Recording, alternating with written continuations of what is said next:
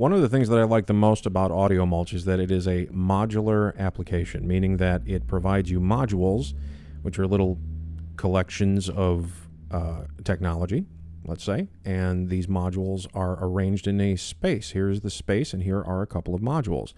This is one module that is in every patch. It's called Sound Out. This is basically the pipeline out of Audiomulch and into the sound system for the computer. And right now we have one module out here, and this is a drums module. And we've got it connected to the Sound Out, and we can just hit play and hear what it's doing.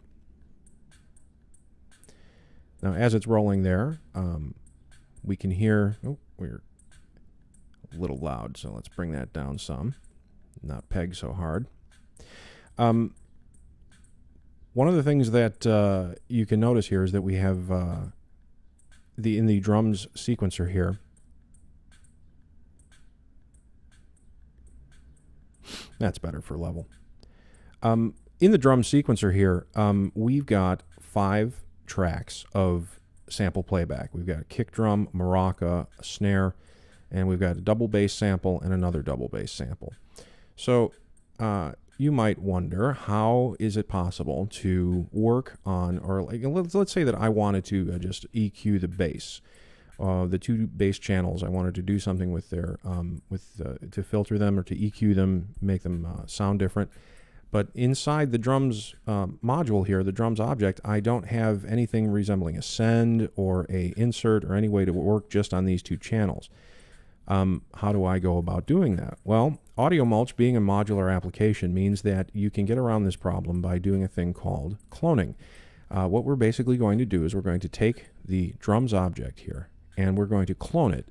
And in that clone, we're going to turn off the drums and leave the bass open. And in the original, we're going to turn off the bass and leave the drums open.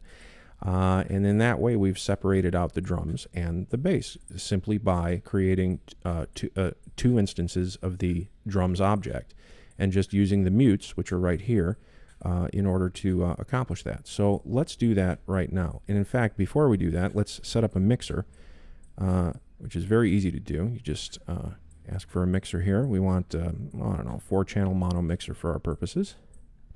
That's M4. And let's redo our routing by deleting the existing connections. Of course, that will silence things because Sound Out is no longer receiving anything. And we'll run the output of the mixer to Sound Out. Double-click the mixer to bring up its actual object in the object window. And we'll bring up faders too. One thing that Audiomulch, people that are new to Audiomulch might forget about, I know I forget about it all the time, is that objects come up with their faders down. And so you may be taken by surprise expecting to hear signal and you don't. So here's the mono mixer, and here's the drums object. We're going to plug the output of the drums object right into channel 1 of the mixer. And here's our loop coming back at us. Now again, we're basically back where we started, except there's a mixer in between the sole drums object and our output. What we're going to do next is we're literally going to clone or copy drums 1. And we're going to paste it over here. And as you can see, Audiomulch changes the name, increments the integer here. So we've got drums 2 instead of drums 1. First thing we're going to do in order to prevent confusion later on is we're going to rename these. And of course, Audiomulch allows you to label it whatever you want. We're going to call this one drums only.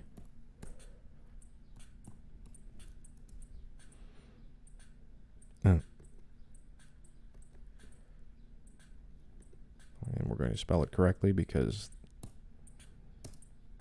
that's what we do. That's how we roll.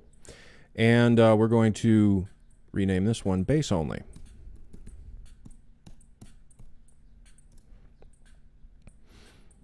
Now, this helps us focus in on the actual objects and make sure that their states are the way that we want them. The drums only state is we want these 3 drum channels up here sounding, but we don't want the bass channels sounding. So we turn off the checks for the bass channels.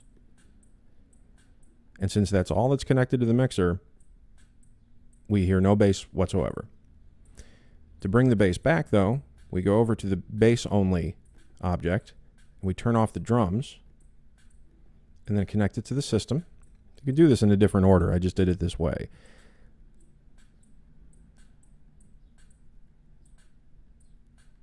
And there we go. Bass is back, and bass is on its own channel. It's on channel 2. If you mute the drums, the bass continues to sound.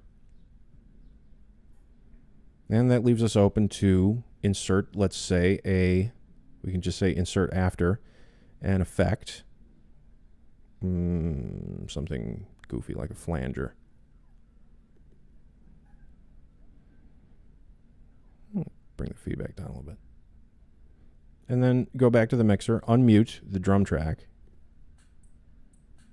And now we've got kind of a trippy bass line to go with our basic drum track. And we've got control over the two groupings of sources. The bass and the drums have been effectively segregated because we simply took what we started with and cloned it and adjusted it a little bit and just threw it into the space, because this is a modular space and there's basically no limit to what you can stuff in here.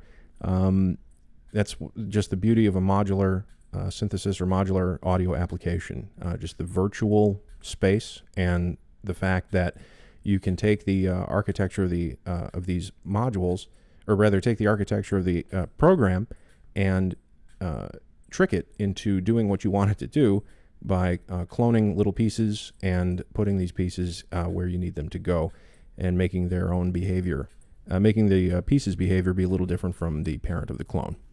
So I'm Rob Wormowski for Gearwire. I'd like to thank you for watching this screencast.